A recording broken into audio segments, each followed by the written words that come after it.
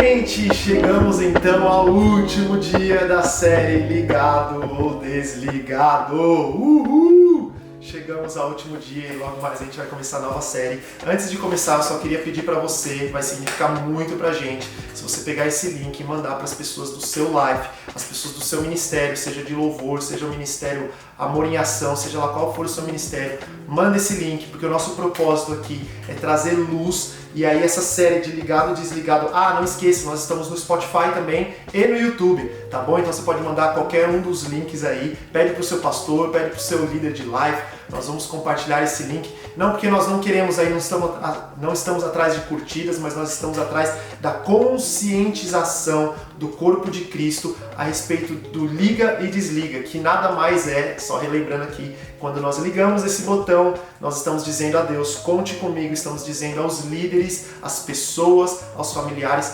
conte comigo, nós estamos abertos para sermos aquela pessoa que Deus me chamou para ser, ao mesmo tempo que quando nós desligamos, nós estamos dizendo, talvez não conscientemente, mas através das nossas atitudes, dizendo, não conte comigo. E aí a dificuldade de fazer amigos, de ter amigos consistentes, sólidos e amizades duradouras, há também a dificuldade de se encaixar dentro de um ministério. Talvez, se você tem alguma dessas dificuldades, é importante você analisar, assistir essa série, porque eu creio que Deus vai falar com você. E aqui o último dia, glória a Deus, estou animado aqui para o nosso último dia em XP dessa série. E aí, só relembrando então, desde o início nós temos falado muito sobre como nós podemos manter esse botão ligado perante Deus, dizendo para Deus, conte comigo. E aí falamos de vários pontos, as últimas 3 vezes nós falamos aí a respeito da nossa igreja local. Não confie em pessoas que não estão profundamente arraigadas, atreladas e dando a vida pela igreja de Cristo, a igreja pelo qual Jesus veio, sofreu e morreu. Não confie em cristãos que se dizem cristãos que não estão atrelados à igreja local, porque a igreja local é sim a esperança para o mundo, é o motivo pelo qual Jesus veio, morreu e ressuscitou e deixou o Espírito Santo dele. Ele disse para Pedro, as portas do inferno não prevalecerão contra a igreja. É a igreja de Cristo que ele vem buscar. E aí, através não só do falar, mas das nossas atitudes, nós precisamos estar envolvidos com a nossa igreja local. De que forma? Dá uma olhadinha no que seus líderes estão pregando, no que seus líderes estão pedindo, no que seus líderes estão sentindo de Deus, que é direção para a nossa igreja local. Se você está totalmente alinhado, glória a Deus. Se você não está alinhado, assiste lá o primeiro dia em XP e começa a ligar esse botão aí, porque senão vai ficar feio pro teu lado.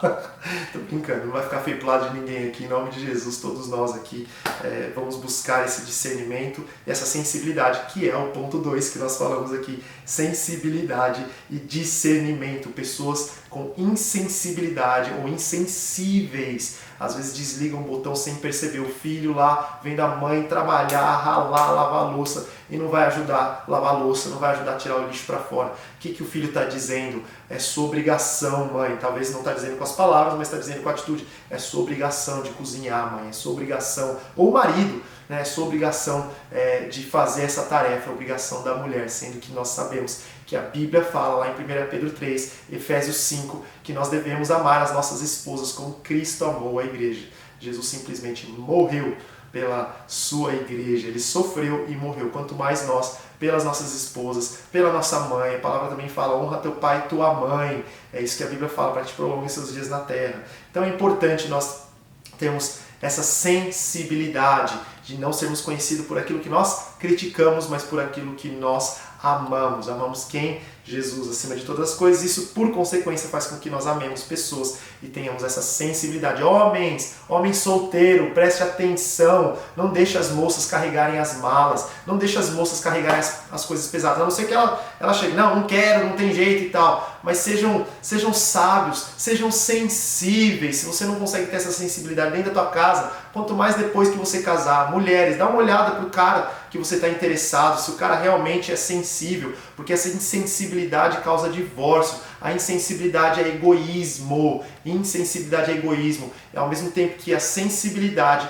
precisa ser carregada de humildade. Não existe sensibilidade sem humildade. Saul foi o cara que, perante homens, queria todo o reconhecimento e Samuel veio com a voz de Deus ali, como voz de Deus ali, falou: Deus te rejeitou, Saul. Por quê? Por causa da falta de sensibilidade. Depois que Deus rejeitou, ele ainda queria perante o povo ser reconhecido. Depois que Deus tinha rejeitado, o que é isso? Orgulho, falta de sensibilidade. Ao mesmo tempo que Davi, quando ele errou e errou feio, Deus condenou o pecado de Davi. Davi foi sensível, ele reconheceu diante de Deus: Deus, eu errei, os ossos que esmagaste exultarão. Salmo 51 tem a oração de Davi lá, quando ele está chorando diante de Deus, se arrependendo, reconhecendo o erro. Reconheça o seu erro, seja sensível às necessidades dos outros, as necessidades dentro da sua casa, dentro do seu ambiente de trabalho. Seja o primeiro a servir, não delegue para outros a responsabilidade que Deus colocou sobre você. Tem um exemplo aqui só para terminar esse ponto. Eu estava no McDonald's uma vez e aí uma pessoa, eu já contei esse exemplo várias vezes, acho que eu até contei aqui também, mas a pessoa deixou aquela bandeja aqui no McDonald's, você pega aquela bandeja, joga no lixo e facilita o trabalho ali do ambiente, dos funcionários. A pessoa falou: não, eu vou deixar aqui, faz muitos anos isso, eu vou deixar aqui, eu pago para isso, então tem que vir alguém aqui limpar. Eu falei: cara, que mentalidade de miséria, de pobreza, de falta de sensibilidade, ainda que eu pago as pessoas, eu sou empresário, eu pago as pessoas, não é porque eu pago que eu vou dizer, porque eu pago você precisa fazer isso. Não, eu vou dizer por favor, eu vou dizer obrigado, eu vou dizer bom dia, eu vou dizer boa noite. Conheço pessoas que perdem cargos importantes dentro de empresas por falta de sorriso, por falta dessa sensibilidade de trazer alegria, de ser uma pessoa que traz as palavras certas na hora certa. Se você fala demais, seja sensível, não seja o único a falar, seja bom em ouvir mais do que falar. E tem tantos outros tópicos que eu poderia falar aqui. Mas o último ponto que eu quero dizer aqui, e nós vamos manter esse botão ligado, com certeza, juntos aqui. Eu quero até falar esse último ponto, trazendo como uma pergunta para você. O quanto você tem falado de Jesus para as pessoas? O quanto você tem evangelizado as pessoas?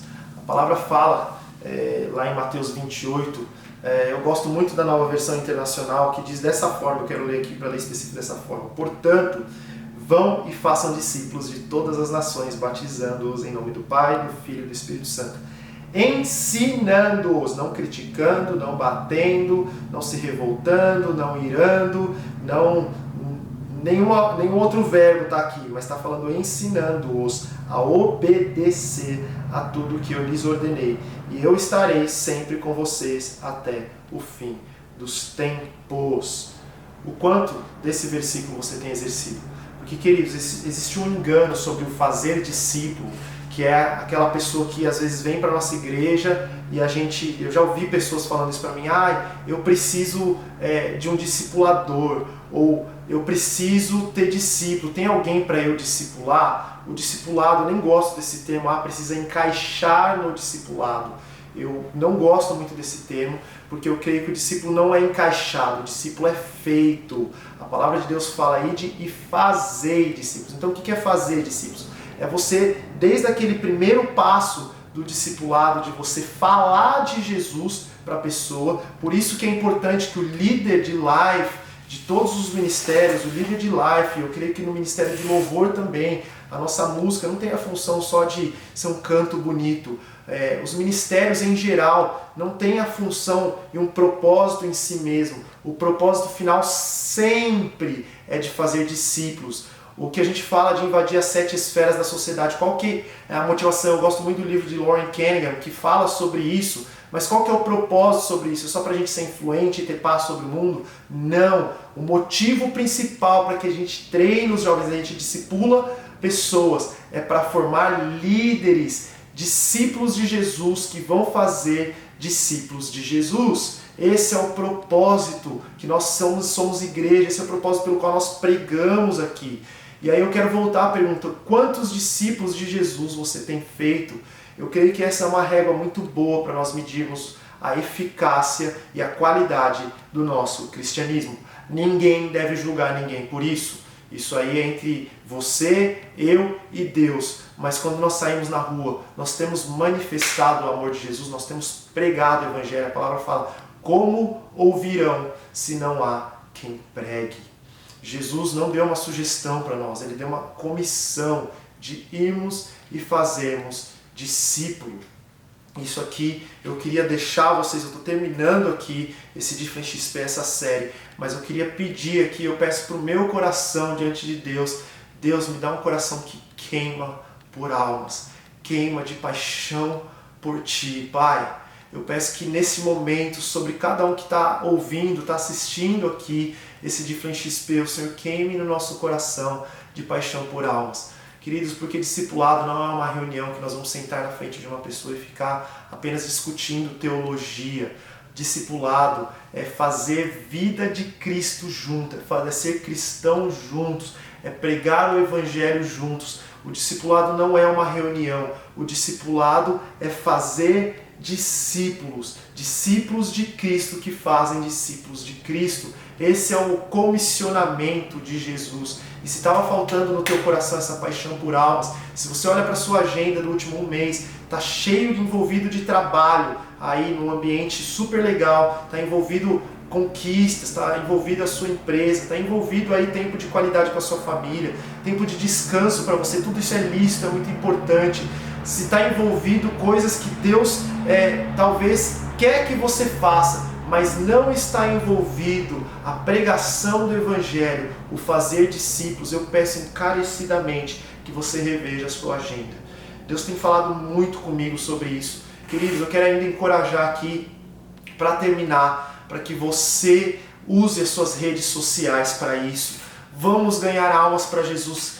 Pensa em pessoas que saíram da igreja, pensa em pessoas que deixaram a igreja, porque às vezes se ofenderam com alguma coisa, talvez até um erro, realmente um erro aí, ou de alguém da igreja, ou alguém de fora, ou o sentimento de estar sozinho, ou talvez vejo muitas pessoas se desviam, isso é muito perigoso, começa com brigas teológicas, parece que é lícito, parece que é amor e zelo pela palavra, mas aí quando você vai ver a pessoa está desviada, não era zelo pela palavra não, era orgulho.